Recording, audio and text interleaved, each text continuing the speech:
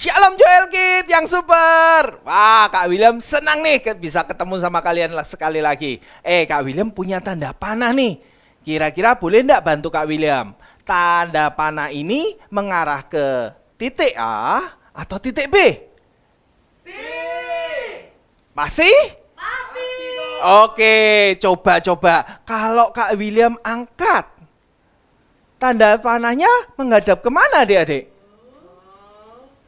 Kemana? Lah, padahal Kak William tadi tidak merubah-rubah loh tanda panahnya. Apa ya yang berarti artinya yang terjadi nih? Oke, Kak William mau kasih perumpamaannya ya. Semisal nih, tanda panah ini Kak William asumsikan sama seperti perintahnya Tuhan. Dan titik A ini adalah hidup di dalam kelimpahan. Sedangkan titik B, Kak William andaikan ini adalah hidup dalam kutuk, hidup dalam susah payah. Apa yang terjadi jika Tuhan perintahkan kita untuk taat ke titik A, ke hidup dalam kelimpahan? Kita turut apa kata Tuhan, maka kita akan berjalan maju, melangkah sampai ke titik hidup dalam kelimpahan. Tetapi tiba-tiba ada sebuah, apa ini?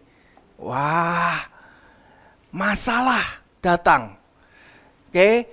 Dan kita tiba-tiba di dalam menjalani kehidupan, saat masalah datang, kita pakai pikiran kita sendiri, kita pakai hikmat dunia.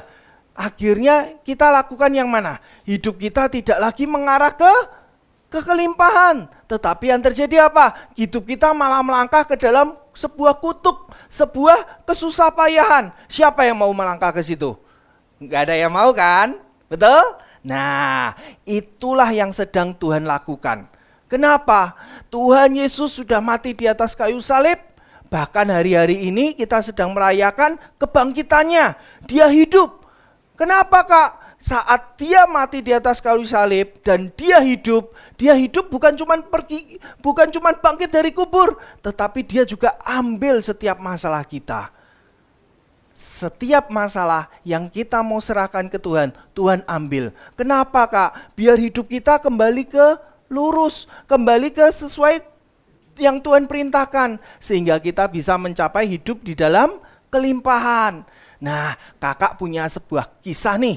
Ada seorang muridnya Tuhan Yesus yang dia bahkan cinta banget sama Tuhan Yesus. Tetapi apa yang terjadi saat Tuhan Yesus ditangkap? Saat Tuhan Yesus mati, dikubur, apa yang dilakukan oleh murid ini? Murid ini mulai meninggalkan panggilannya Tuhan. Mulai melakukan bukan yang Tuhan perintahkan. Kenapa? Karena di dalam murid ini merasa, wah masalah nih, Tuhan yang aku sembah, Tuhan yang aku ikutin sudah mati. Wah, aku pakai cara dunia deh, aku pakai cara berpikirku sendiri deh. Dia kembali ke pekerjaan yang lama. Siapa murid itu? Ada yang tahu? Nah, tepat. Nama murid itu adalah Petrus. Padahal di Matius 4 ayat 19 dikatakan apa? Yesus berkata kepada mereka, dalam hal ini muridnya yaitu Petrus, "Mari ikutlah aku dan kamu akan kujadikan penjala manusia." Maksudnya Kak, sebelum Petrus jadi muridnya Tuhan Yesus, Petrus pekerjaannya adalah penjala ikan, dia nelayan yang hebat. Tetapi saat Tuhan Yesus temuin, pertama kali dia undang, "Petrus, ayo ikut aku dan aku akan jadikan kamu menjadi penjala manusia." Dan Petrus menghidupinya selama Tuhan Yesus hidup. Petrus ikut membagikan kasih kepada sesama. Tetapi saat Tuhan Yesus mati, dikubur, Petrus kembali ke cara yang lama, kembali ke pikirannya yang lama. Wah, aku tidak bisa lagi membagikan kasih ke sesama. Aku kembali lagi deh ke pekerjaanku yang lama, yaitu apa? Seorang nelayan. Dan apa yang terjadi adik-adik? Dikatakan sehari-harian dia mencari ikan dan tidak bisa menangkap ikan. Hidupnya susah. Untung ya kita punya kabar baik bahwa Tuhan Yesus bukan cuma mati, bukan cuma disalib di atas kayu salib, bukan cuma dikubur, tetapi kabar sukacita yang kita terima dan kita imani sampai sekarang yaitu apa? Tuhan Yesus sudah bangkit. bukan hanya bangkit, dia bahkan menemui murid-muridnya. Yang hari ini kita mau belajar, murid yang ditemuin adalah hari ini kita belajar Petrus. Petrus yang sudah kembali ke jalan yang lama, yaitu dia mencari ikan kembali. Tuhan Yesus temuin sekali lagi, Petrus, aku mengasihimu. Dan untung ya, Petrus mengambil langkah, ya Tuhan, aku mau kembali. Dia tetapkan hatinya kembali, dia menjadi penjala manusia. Oke adik-adik, Tuhan Yesus datang itu dia punya janji. Di dalam Pengkhotbah 3 ayat 11 dikatakan, ia membuat segala sesuatunya indah pada waktunya. Bahkan ia memberikan kekekalan dalam hati mereka. Tetapi manusia tidak dapat menyelami pekerjaan yang dilakukan Allah dari awal sampai akhir. Kakak ulang ya, di Pengkhotbah 3 ayat 11 dikatakan, iya Tuhan membuat segala sesuatu indah pada waktunya. Tuhan Yesus itu sudah mereka-reka, sudah merancangkan hidup kita ini akan menjadi indah. Bahkan ia memberikan kekekalan dalam hati kita semua. Dimantepin nih dengan kebangkitannya Tuhan Yesus. Tapi mungkin seringkali kita ya, termasuk Kak William juga, beberapa kali menghadapi masalah, mungkin kita lupa. Kita, gimana ya, udah deh pakai caraku sendiri dulu deh. Wah ini susah ini, ada masalah berat ini. Kita lupa, kita dikatakan tidak dapat menyelami. Wah Tuhan mana ya pekerjaannya Tuhan, wah gagal nih dalam hidupku. Udah deh, wah Tuhannya lupa, mungkin sedang tidur mungkin. Tapi apakah seperti itu? Enggak loh adik-adik. Dikatakan Tuhan itu membuat segala sesuatu indah pada waktunya. Yang kita harus lakukan adalah apa? Percaya.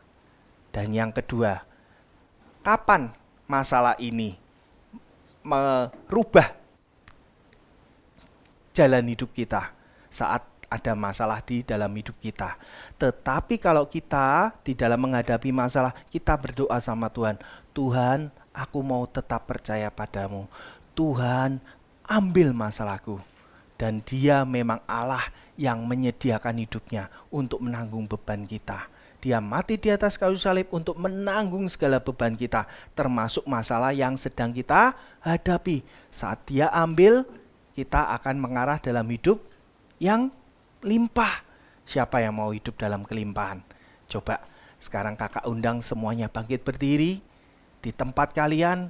Coba yuk kita mau tutup mata, kita mau coba ingat kebaikan Tuhan yang pernah kita alami. Kita mau ingat sekali lagi, apa ya perintah-perintah Tuhan dalam hidup kita yang mungkin kita sudah tinggalkan, yang mungkin kita sudah lupa. Kita mau ingat-ingat itu semua dan kita mau berkata, Tuhan, aku mau tetap percaya padamu. Tuhan, hari ini di dalam kebangkitanmu, aku juga mau bangkit bersamamu. Aku mau hidup kembali sesuai dengan perintahmu. Maka kita akan diluruskan jalan-jalan hidup kita dan kita akan hidup dalam kemenangan. Oke, yuk tutup matanya.